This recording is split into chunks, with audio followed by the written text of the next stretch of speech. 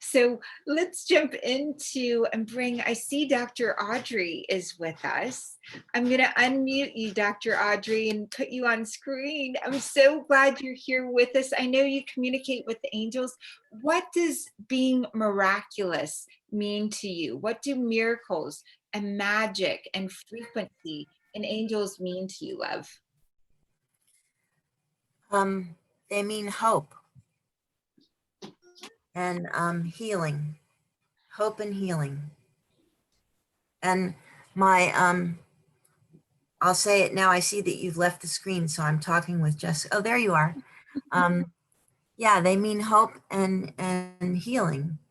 And that's what, so I'll mention my books now. I'm writing The Adventures of the Angel Olio, and I already have 4 volumes out.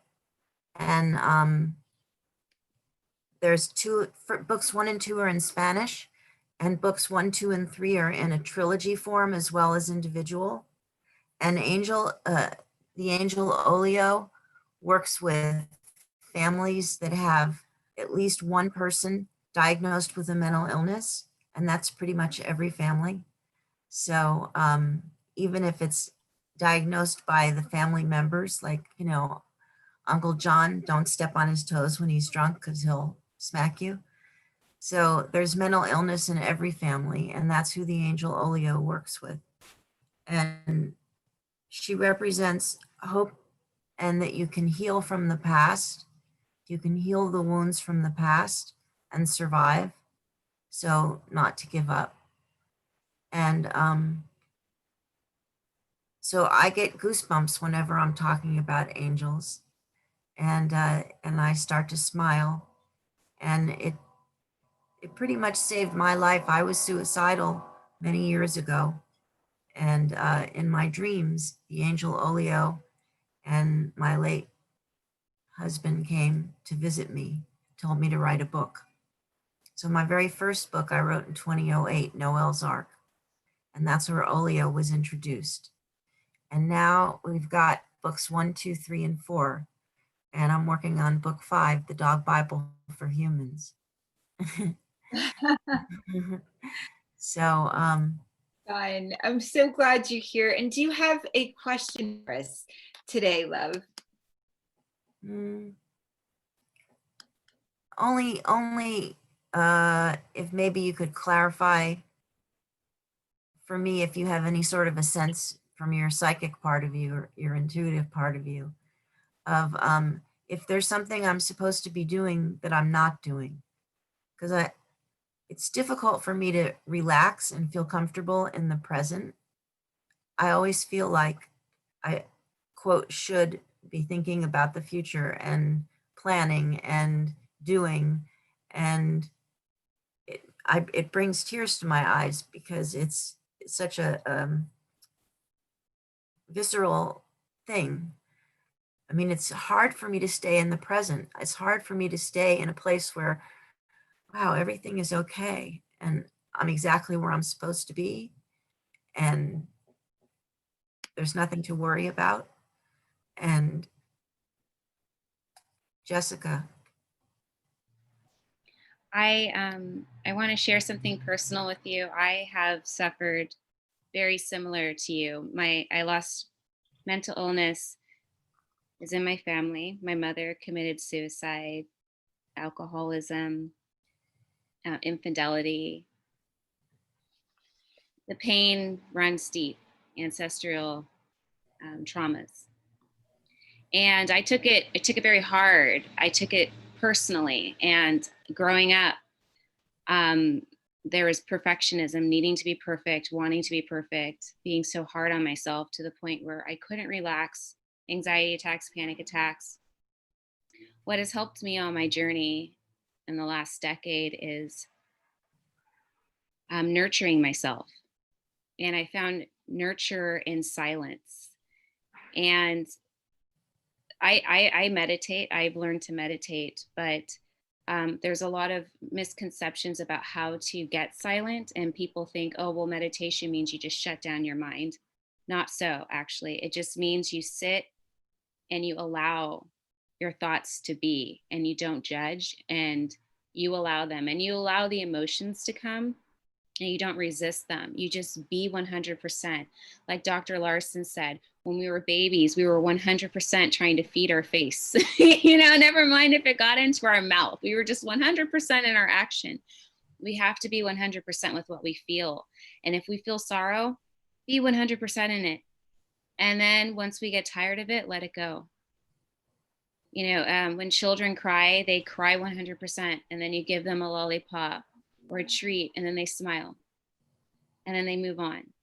We have to be like that. We have to allow ourselves to go back to that innocence and just, and literally hold ourselves. Like, it's okay to give yourself a hug and say, it's okay. It's okay. And you're doing everything that you possibly can, and allow yourself to breathe. We don't breathe enough. We don't use our lungs to the fullest capacity that we can. That is our life force. And that is where present moment is. And that is where there's stillness. That is life. And if you just go into a sacred space that you have where you feel safe, and just sit with yourself and allow yourself to just be and breathe. And if you need to cry, cry. And just ask for your angels to hold you, and they will. And just cry and hold yourself, and it's okay. And it's okay, right? Go ahead, Dr. Audrey, go ahead. You were about to. I just was going to say that I agree 100% with everything you said. I'm a psychotherapist by trade. So everything that you just said are things that I tell my patients. And so I was just, Sarah asked if I had a question. And so my question had to do with me personally, whether she was sensing that there was something that I quote should be doing that I'm not doing. I think what's amazing, thank you for that, Jessica, that was so awesome. And Dr. Audrey, it's about getting excited. Ooh, ooh, ooh. And about celebrating. I've gotten such a rush. When you stepped in, there is so much to celebrate in your life right now. And there are two things that have to be added to everything that you're saying. The word yet for everything that you want. You add the word yet. Oh, I want this and I haven't gotten it yet. For every story that you're telling yourself, for every feeling or emotion, there was an energy of stuckness. Like that was it. It was final, finito. Everything else is dead, right? Any other possibility. And so you've got to really add in the feeling of, for everything that you want, the feeling of yet. Got it. And then the other one is celebration. Ooh, ooh, ooh. Oh my gosh. All of the things that you've done and accomplished and been part of this year. Last year around this time, if someone told you, oh, you will have cured yourself of this, you will have had a conversation with these people, you will have done, what would you have told yourself? You would have said, no way, that you would be, right, that you're embraced in the way that you are. Get your celebration on. You're magnificent. You've helped so many people in so many ways, and yet you got stuck. You got stuck.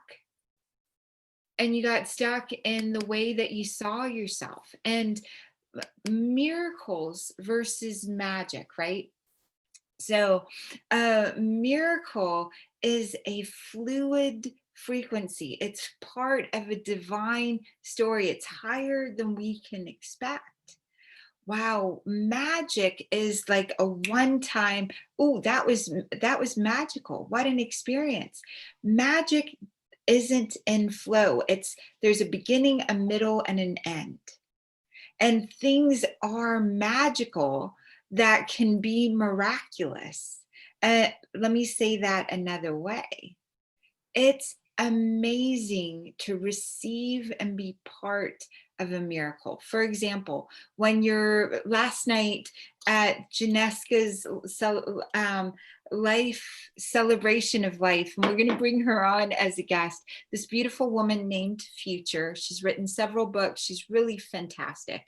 This woman Future shared, wow, I was nearly in a car accident and I was falling asleep. The windows were down, the music was blasting. And she said, at one point, I was asking for help and something shook my shoulder. She said that it was shaking my shoulder and I avoided hitting the side wall, the median wall in the middle, because this guardian angel, this thing she could not see at the moment, shook her and kept her awake.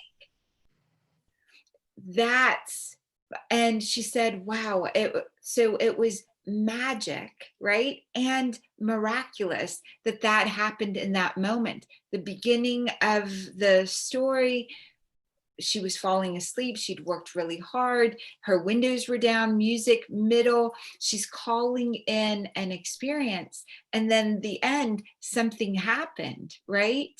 And if it left at that, if she just left it there, it's part of the magic in her life. But she went on to ask, oh, who are you that shook my shoulder? Later on, she continued with the possibility that it could be and she didn't believe in angels or all of that stuff. She didn't have that belief system in her life. Her family was very religious and very strict. And so it was kind of beaten into her, is a good way to say it. And so she moved away from that until she was about to crash. And then she was shaken and she's like, oh my gosh, there's something there. The miracle frequency came, she asked for it, came to her. She continued with the frequency, found out the name of the angel, found out all of these incredible ways that the angels, had always been present when she asked for it. They communicated directly. Why am I sharing this with you? Right, Dr. Audrey, and with everyone on Facebook. I'm so glad that Marianne is on with us. There's so many people that I just saw when I looked down that are on with us. I'm so grateful that you're here. The reason that this is important is if you can stay in a conversation with your miracles, with your magic, with the highest frequency that's available to you, by staying in a conversation. Every time you go, gosh, I want this, you add the word, wow, yet to it. When any kind of fear or reaction comes up, you ask for help with it. And you're staying in a frequency, because then you know that the stars are alive in your body. You know that on an energy level, on a soul level, and you're breathing that in, and everything around you realigns to help you realize the questions and the subtle energy that you're holding all the time. Dr. Audrey, what are you going to take away from this for yourself? What homework for the week are you going to take away?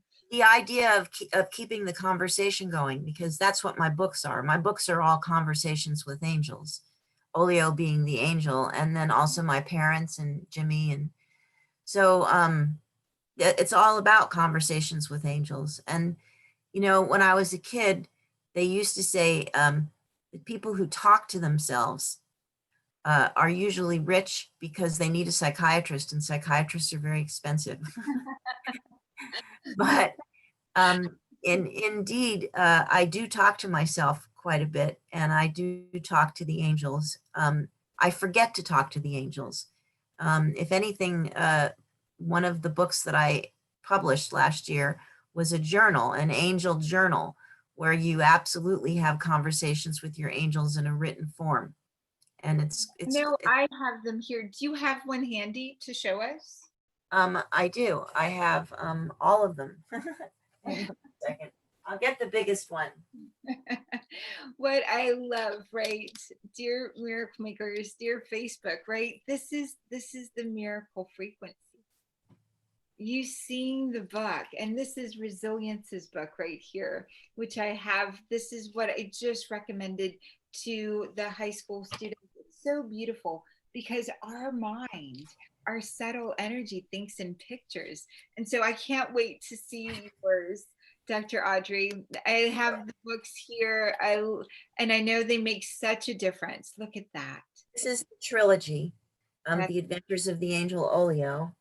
And this was the first book that I wrote in 2008, where I had my first conversations with Noel, with Olio and my husband. And it's now in Spanish as well. so beautiful. Yay. And what's so beautiful and important about not just the books and not just the conversation, whenever you purchase a book, Oh, the yeah. funds go to NAMI, the National Association for Mental Illness. Yes, all of the ebooks are 99 cents. So there's 8 of them and to choose from. So when you want to send a gift to someone, it's 99 cents and you get to send them a book, and the money 100% goes to NAMI, the National Alliance for the Mentally Ill. Thank you so much. Thank you, thank you, thank you. I have one question for Dr. Audrey. Yes. I saw you had a furry friend. Yes, I have 2 ferrets, brother and sister. Oh my God, I love ferrets. They're so cute. Yeah, Johnny and Norma Jean. Oh, I'm sure they get into things, huh? They're curious. Yes, that's what a ferret does. A ferret ferrets. That's right. Oh my goodness. How Norma Jean, Marilyn After Monroe. Marilyn Monroe. And Johnny is for President Kennedy. Oh, how cute. They're brother and sister, and they sleep together and play together, and there's no press, there's no Jackie, there's nobody to interrupt them. They just platonically have a wonderful, wonderful love relationship. That's cute. Marilyn Monroe has been so important in the Miracle Makers frequency. So many stories and so many videos with her.